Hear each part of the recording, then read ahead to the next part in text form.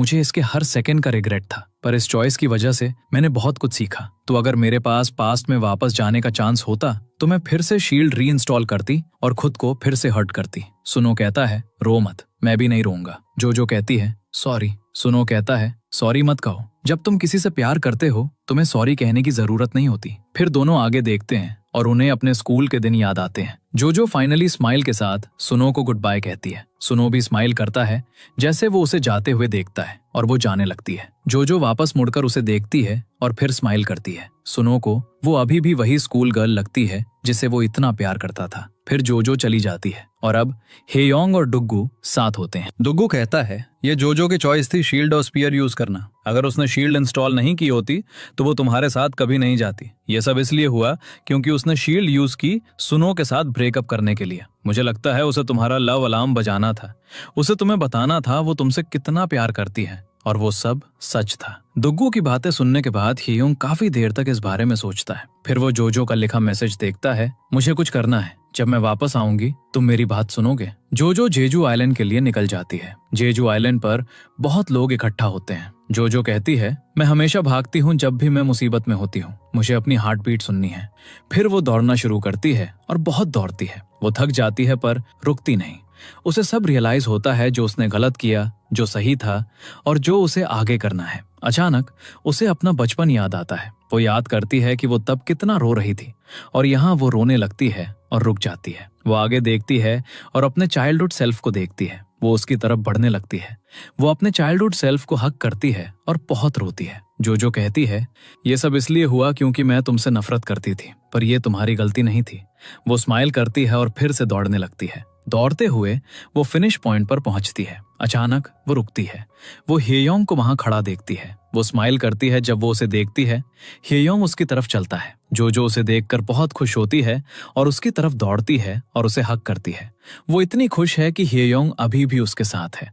अब वो दोनों जेजू आइलैंड के आसपास साथ वॉक करते हैं। जो कहती है मेरे पास तुम्हें बताने के लिए बहुत कुछ है। हेयोंग कहता है हाँ मैं सब सुनूंगा। नेक्स्ट सीन में जब ब्रायन चेयोन अपने ऑफिस जाता है, वो देखता है दुग्गू वहां बैठा है। दुग्गू चेयोन को थैंक यू कहता है। चेयोन पूछता है तुम्हें क्या चाहिए। दुग्गू कहता है लव अलार्म 2.0 छोड़ दो। चेयोन कहता है तो तुमने ये सब अपने बड़े भाई के साथ किया? मतलब चेयोन दुग्गू का बड़ा भाई है। दुग्गू कहता है तुमने मेरी विशेस पर ध्यान नहीं दिया। मैंने तुम्हें 5 साल पहले कहा था 2.0 लॉन्च मत करना। चेयोंग कहता है तुम नहीं समझोगे।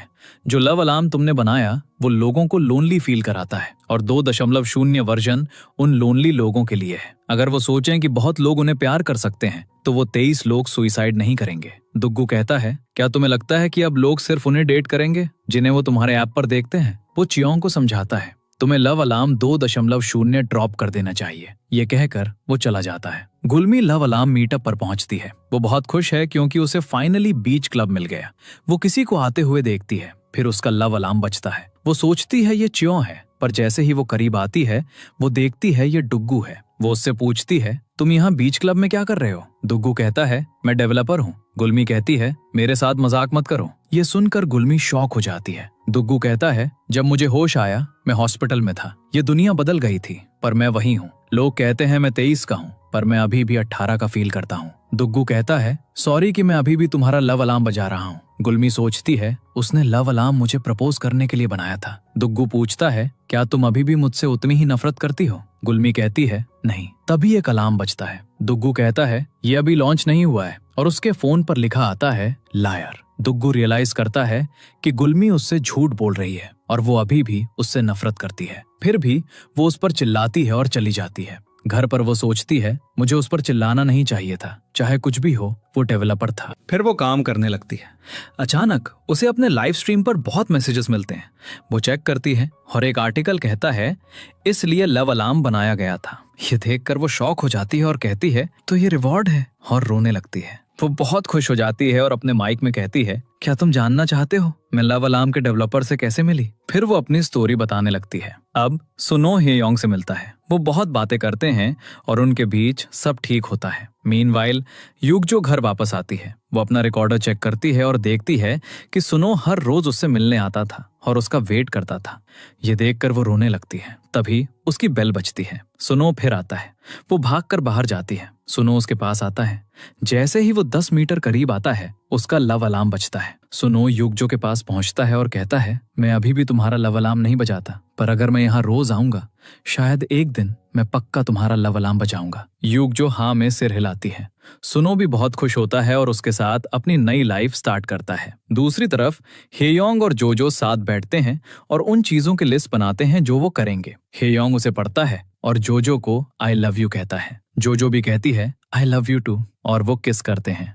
फिर जोजो दुग्गू से मिलती है और उससे पूछती है, क्या तुम्हें लव अलार्म बनाने का रिग्रेट है? दुग्गू कहता है, नहीं, अगर मैंने नहीं बनाया होता तो कोई और बना देता। फिर वो बहुत बातें करते हैं। बाद में जोजो हेयोंग के घर जाती है और उसे एक टेप देती है कहते हुए, इसमें वो सारे टाइम्स हैं जब मैंने किसी का लव अलार्म बजाया और क्योंकि मेरी शील्ड एक्टिव थी किसी को पता नहीं चला। वो साथ में देखते हैं पर वो प्ले नहीं होता। जोजो कहती है, तो क्या हम कुछ खाने चलें? हेयोंग कहता है ओके और वो खुशी से खाने जाते हैं। उनके जाने के बाद टीवी ऑन होता है। उसमें बताया जाता है जोजो का लव अलार्म सच में जेजू आइलैंड पर बजा था। जब भी जोजो हेयोंग के बारे में सोचती थी उसका लव अलार्म बजता था। पहली बार जब उसने हेयोंग को चीक पर किस किया था तब भी उसका लव अलार्म बजा था। एंड में हम हेयोंग और जोजो की बहुत सारी फोटो देखते हैं जो उन्होंने साथ में ली थी। इस तरह सीरीज एंड होती है।